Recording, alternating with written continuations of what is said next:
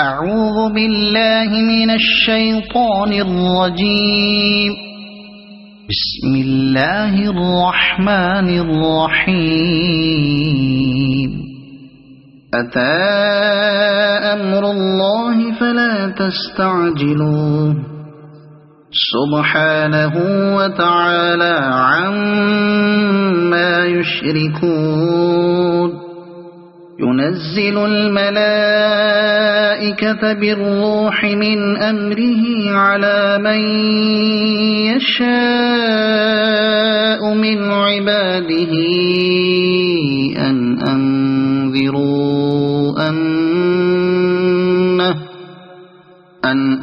أنذروا أنه لا إله إلا أنا فاتقون. خلق السماوات والأرض بالحق تعالى عما يشركون. خلق الإنسان من نطفة فإذا هو خصيم مبين. والأنعام خلقها لكم فيها دفء ومنافع ومنها تأكلون. ولكم فيها جمال حين تريحون وحين تسرحون. وتحمل أثقالكم إلى بلد لم تكونوا بالغيه إلا بشق الأنفس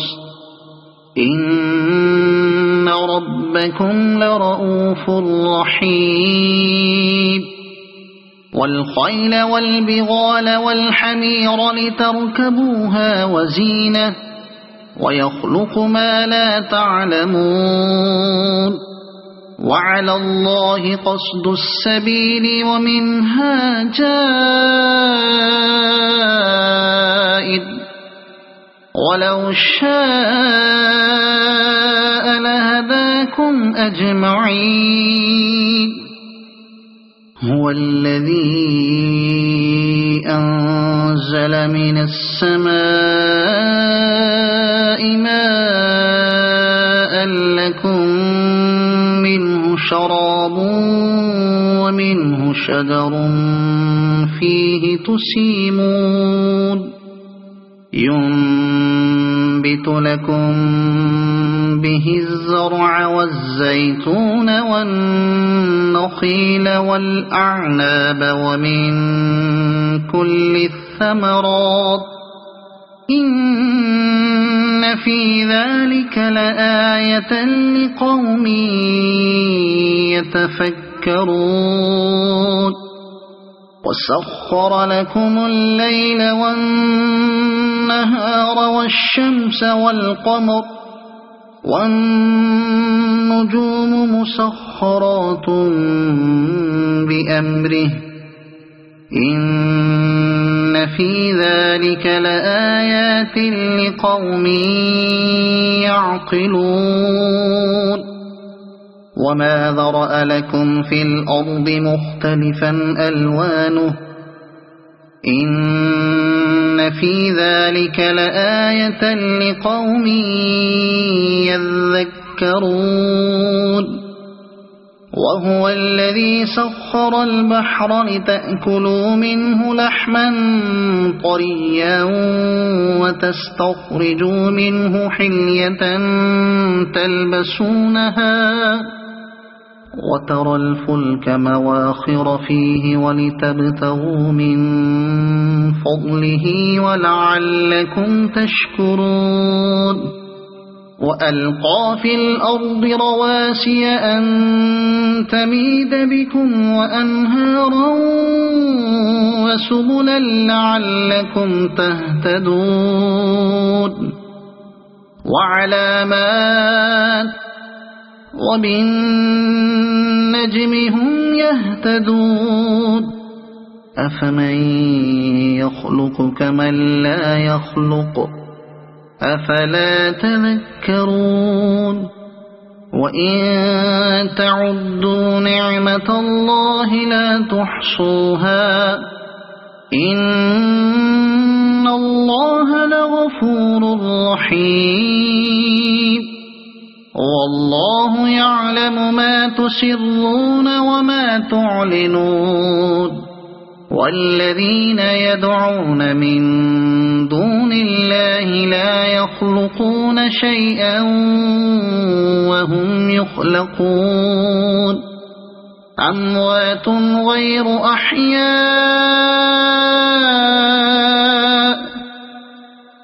وما يشعرون أيان يبعثون إلهكم إله واحد فالذين لا يؤمنون بالآخرة قلوبهم منكرة وهم مستكبرون لا جرم أن الله يعلم ما يسرون وما يعلنون إنه لا يحب المستكبرين وإذا قيل لهم ماذا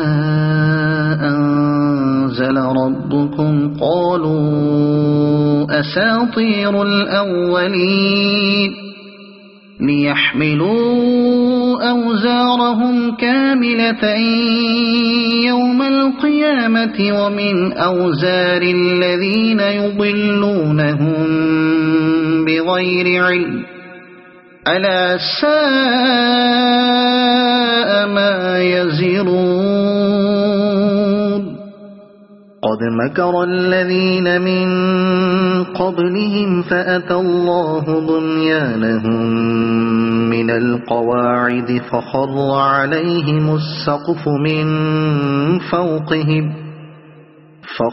عليهم السقف من فوقهم وأتاهم العذاب من حيث لا يشعرون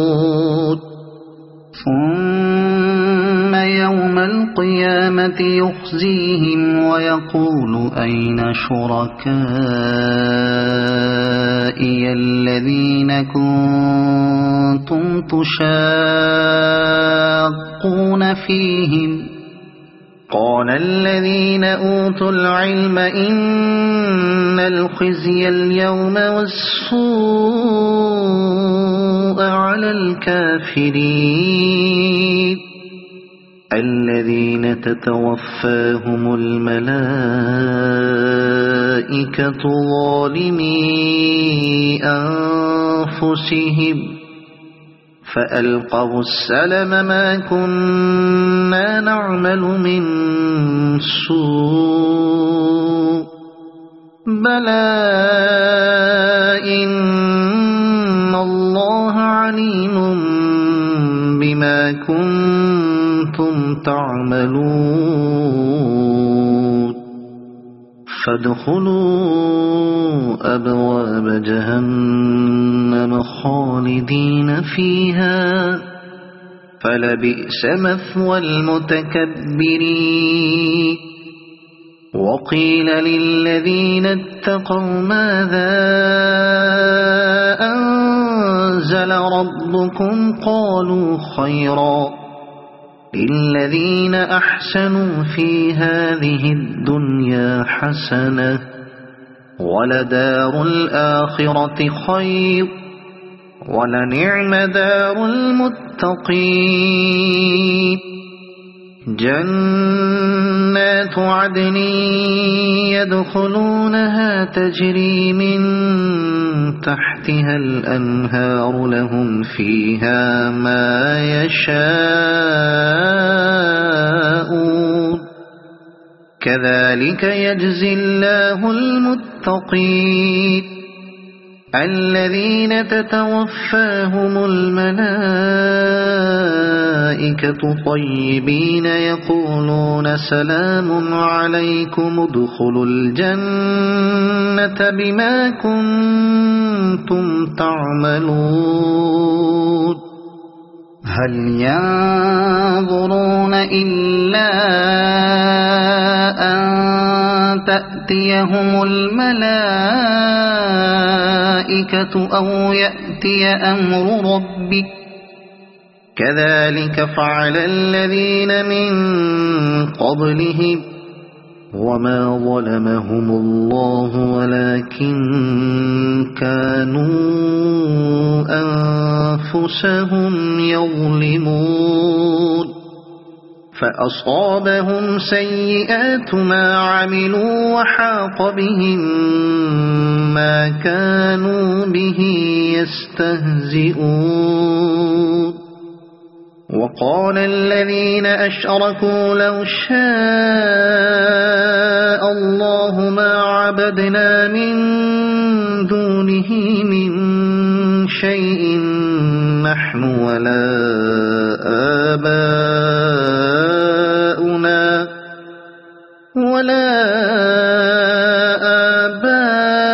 آباؤنا ولا حرمنا من دونه من شيء كذلك فعل الذين من قبلهم فهل على الرسل إلا البلاغ المبين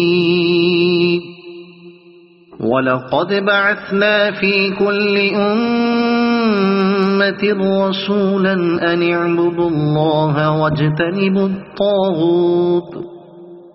فمنهم من هدى الله ومنهم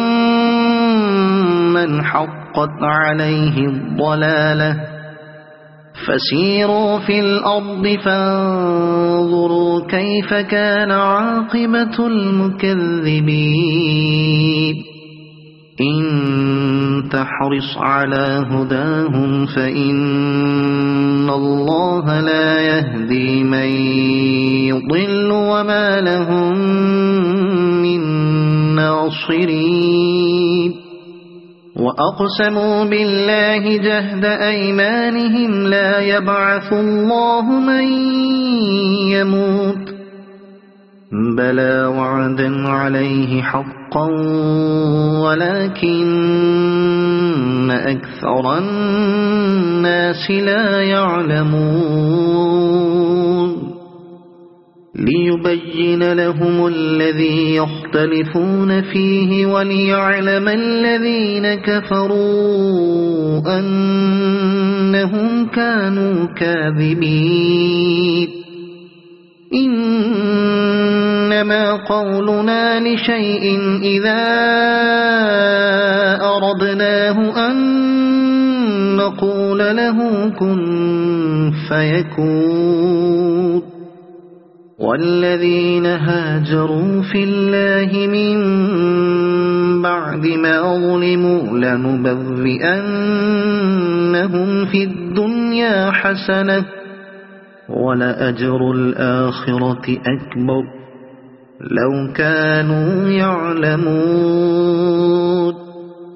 الذين صبروا وعلى ربهم يتوكلون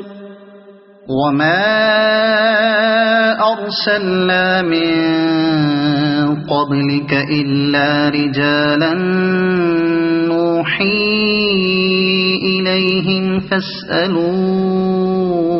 أهل الذكر إن كنتم لا تعلمون بالبينات والزبر وأنزلنا إليك الذكر لتبين للناس ما نزل إليهم ولعلهم يتفكرون أفأمن الذين مكروا السيئات أن يخسف الله بهم الأرض أو يأتيهم العذاب من حيث لا يشعرون أو يأخذهم في تقلبهم فما هم بمعجزين أو يأخذهم على تخوف فإن ربكم لرؤوف رحيم أولم يروا إلى ما خلق الله من شيء يتفيأ ظلاله عن اليمين والشمائل سجدا لله وهم داخرون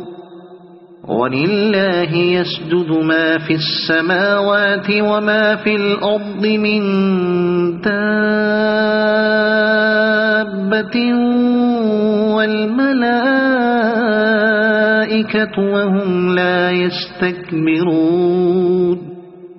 يخافون ربهم من فوقهم ويفعلون ما يؤمرون وقال الله لا تتخذوا إلهين اثنين إنما هو إله واحد فإياي فارهبون وله ما في السماوات والأرض وله الدين واصبا أفغير الله تتقون وما بكم من نعمة فمن الله ثم إذا مسكم الضر فإليه تجأرون ثم إذا كشف الضر عنكم إذا فريق منكم بربهم يشركون ليكفروا بما آتيناهم فتمتعوا فسوف تعلمون ويجعلون لما لا يعلمون نصيبا مما رزقناهم تالله لتسألن عما كنتم تفترون ويجعلون لله البنات سبحانه ولهم ما يشتهون وإذا بشر أحدهم بالأنثى ولى وجهه مسودا وهو كظيم يتوارى من القوم من سوء ما بشر به أيمسكه على هون أم يدسه في التراب ألا ساء ما يحكمون للذين لا يؤمنون بالآخرة مثل السوء ولله المثل الأعلى وهو العزيز الحكيم ولو يؤاخذ الله الناس بظلمهم ما ترك عليها من دابة ولكن يؤخرهم إلى أجل مسمى فإذا جاء أجلهم لا يستأخرون ساعة ولا يستقدمون ويجعلون لله ما يكرهون وتصف ألسنتهم الكذب أن لهم الحسنى لا جرم أن لهم النار وأنهم مفرطون تالله لقد أرسلنا إلى أمم من قبلك فزين لهم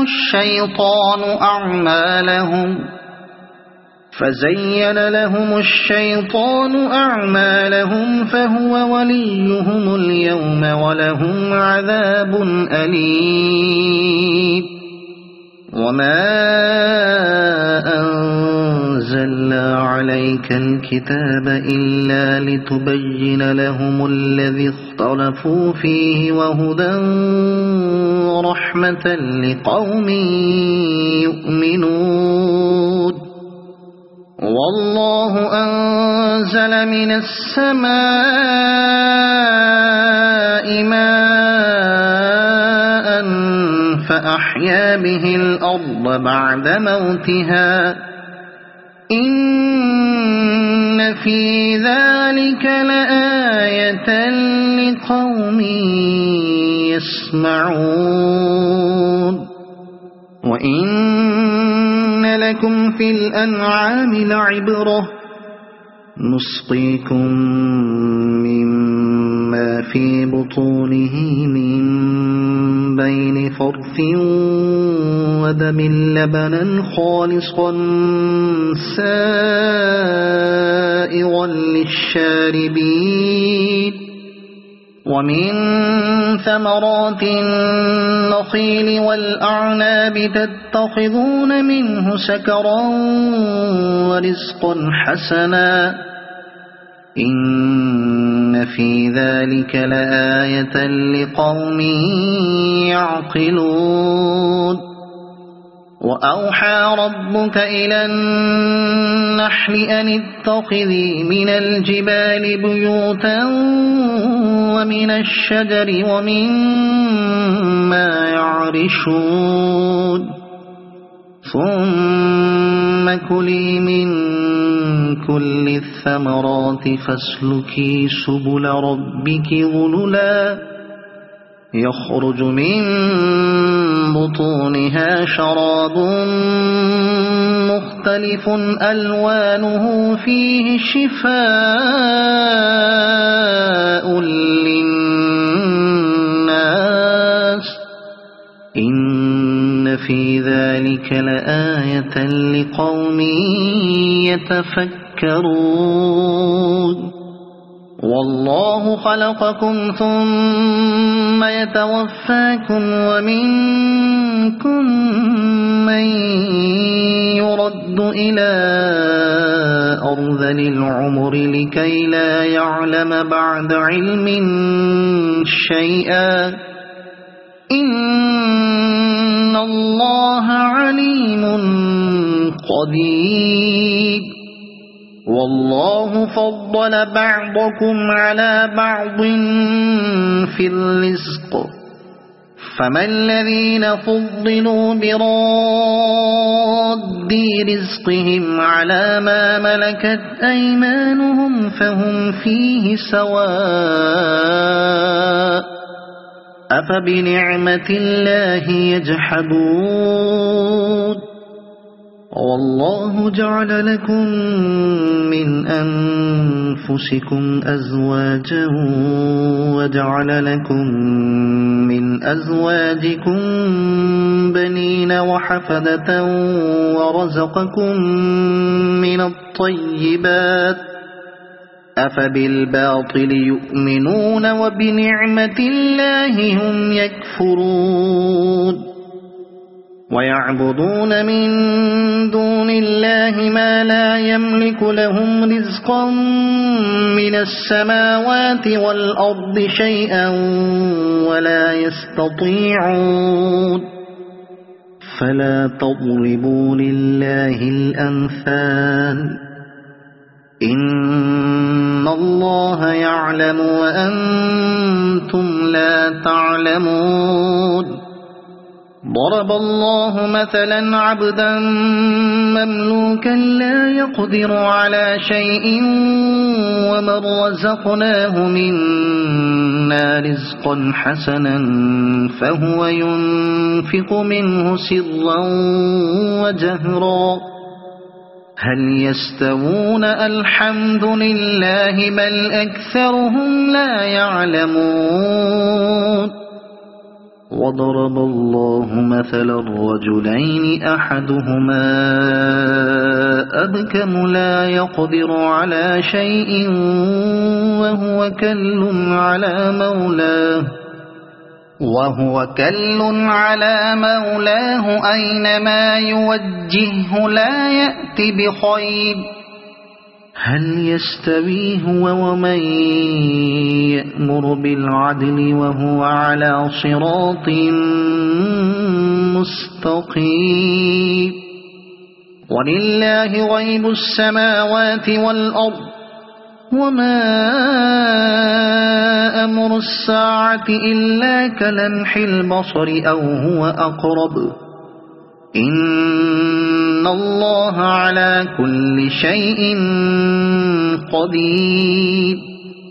والله أخرجكم من بطون أمهاتكم لا تعلمون شيئا وجعل لكم السمع والأبصار والأفئدة لعلكم تشكرون ألم يروا إلى الطير مسخرات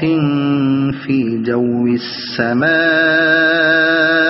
ما يمسكهن إلا الله إن في ذلك لآيات لقوم يؤمنون والله جعل لكم من بيوتكم سكنا وجعل لكم من جلود الأنعام بيوتا تستخفونها يوم ظعنكم ويوم إقامتكم ومن أصوافها وأوبارها وأشعارها أثاثا ومتاعا إلى حين والله جعل لكم مما خلق ظلالا وجعل لكم من الجبال أكنانا وجعل لكم سرابيل تقيكم الحر وسرابيل تقيكم بأسكم كذلك يتم نعمته عليكم لعلكم تسلمون فإن تولوا فإنما عليك البلاغ المبين يعرفون نعمة الله ثم ينكرونها وأكثرهم الكافرون ويوم نبعث من كل أمة شهيدا ثم لا يؤذن للذين كفروا ولا هم يستعتبون وإذا رأى الذين ظلموا العذاب فلا يخفف عنهم ولا هم ينظرون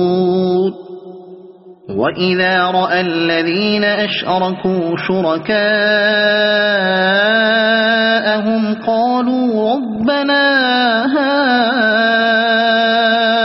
هؤلاء شركاؤنا الذين كنا ندعو من دونك فألقوا إليهم القول إنكم لكاذبون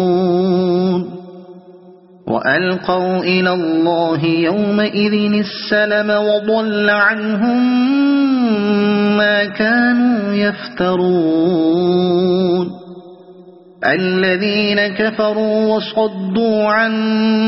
سبيل الله زدناهم عذابا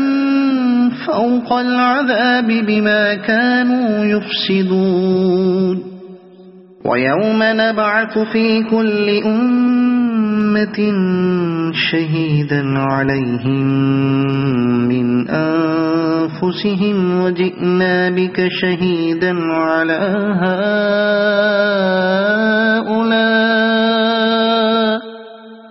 ونزلنا عليك الكتاب تبيانا لكل شيء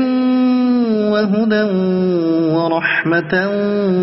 وبشرى للمسلمين إن الله يأمر بالعدل والإحسان وإيتاء ذي القربى وينهى عن الفحشاء والمنكر والبغي يعظكم لعلكم تذكرون وأوفوا بعهد الله إذا عاهدتم ولا تنقضوا الأيمان بعد توكيدها وقد جعلتم الله عليكم كفيلا إن الله يعلم ما تفعلون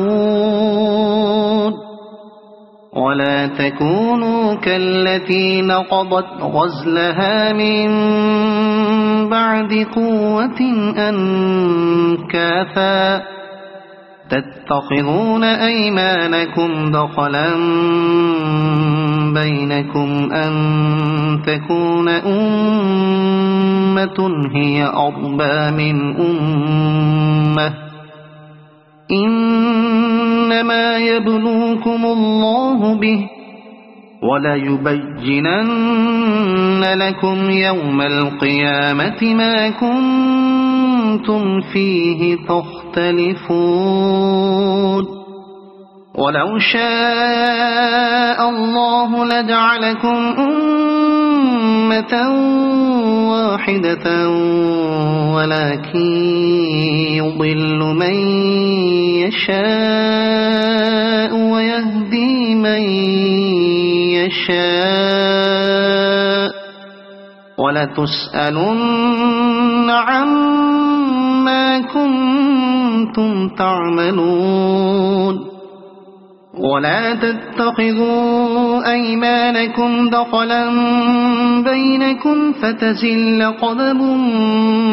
بعد ثبوتها وتذوقوا السوء بما صددتم عن سبيل الله ولكم عذاب عظيم ولا تشتروا بعهد الله ثمنا قليلا إنما عند الله هو خير لكم إن كنتم تعلمون ما عندكم ينفد وما عند الله باق ولنجزين الذين صبروا أجرهم بأحسن ما كانوا يعملون من عمل صالحا من ذكر أو أنثى وهو مؤمن فلنحيينه حياة طيبة ولنجزينهم أجرهم بأحسن ما كانوا يعملون فإذا قرأت القرآن فاستعذ بالله من الشيطان الرجيم إنه ليس له سلطان على الذين آمنوا وعلى ربهم يتوكلون إنما سلطانه على الذين يتولونه والذين هم به مشركون وإذا بدلنا آية مكان آية والله أعلم بما ينزل قالوا إنما أنت مفتر بل أكثرهم لا يعلمون قل نزله روح القدس من ربك بالحق ليثبت الذين آمنوا وهدى وبشرى للمسلمين ولقد نعلم أنهم يقولون إنما يعلمه بشر لسان الذي يلحدون إليه أعجمي وهذا لسان عربي مبين إن الذين لا يؤمنون بآيات الله لا يهديهم الله ولهم عذاب أليم إن إنما يفتري الكذب الذين لا يؤمنون بآيات الله وأولئك هم الكاذبون. من كفر بالله من بعد إيمانه إلا من أكره وقلبه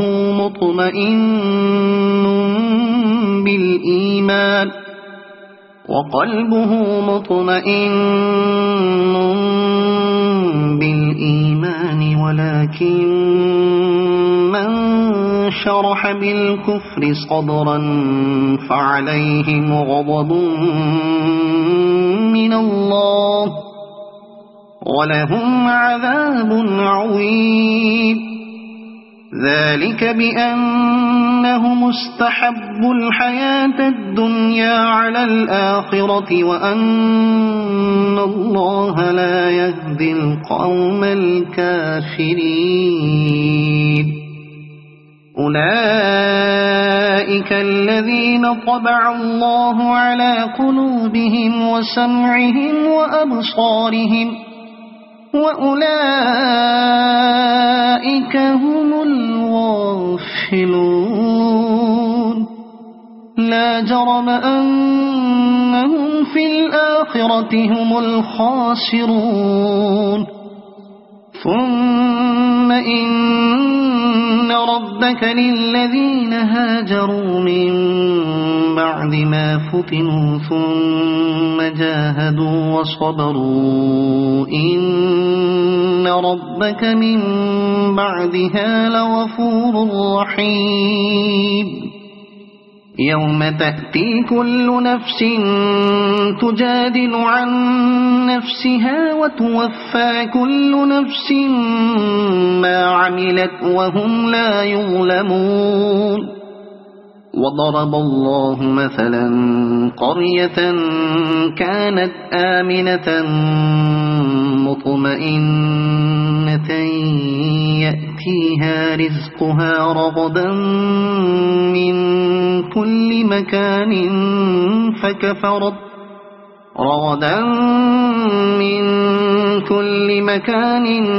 فكفرت بأنعم الله فأذاقها الله لباس الجوع والخوف بما كانوا يصنعون. ولقد جاءهم رسول منهم فكذبوه فأخذهم العذاب وهم ظالمون.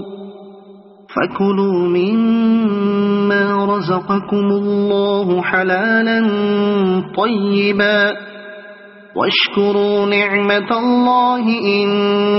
كنتم إياه تعبدون. إنما حرم عليكم الميتة والدم ولحم الخنزير وما أهل لغير الله به فمن اضطر غير باغ ولا عاد فإن الله غفور رحيم. ولا تقولوا لما تصف ألسنتكم الكذب هذا حلال وهذا حرام لتفتروا على الله الكذب. إن الذين يفترون على الله الكذب لا يفلحون.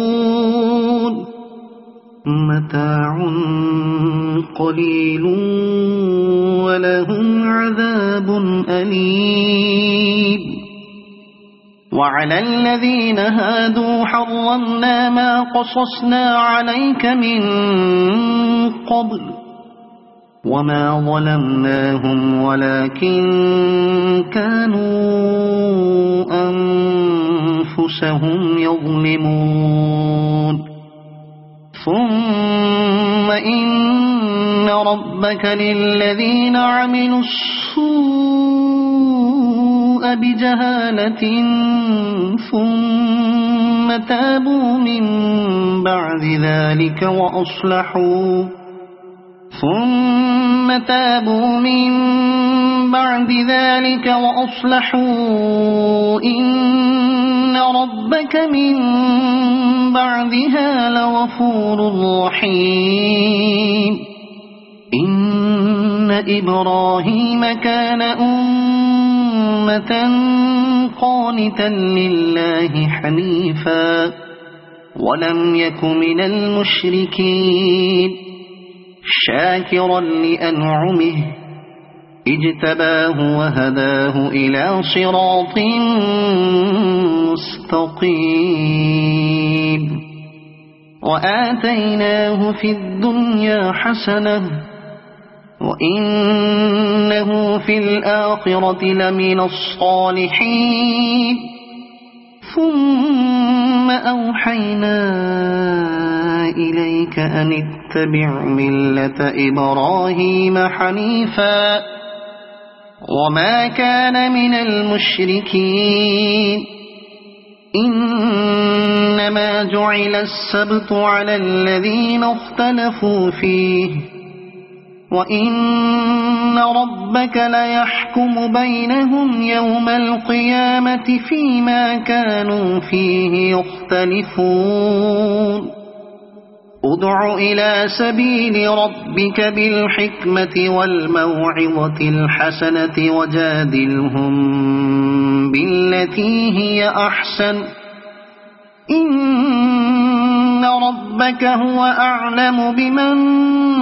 ضل عن سبيله وهو أعلم بالمهتدين وإن عاقبتم فعاقبوا بمثل ما عوقبتم به ولئن صبرتم لهو خير للصابرين واصبر وما صبرك إلا بالله ولا تحزن عليهم ولا تك في ضيق مما يمكرون إن الله مع الذين اتقوا والذين هم محسنون صدق الله العظيم.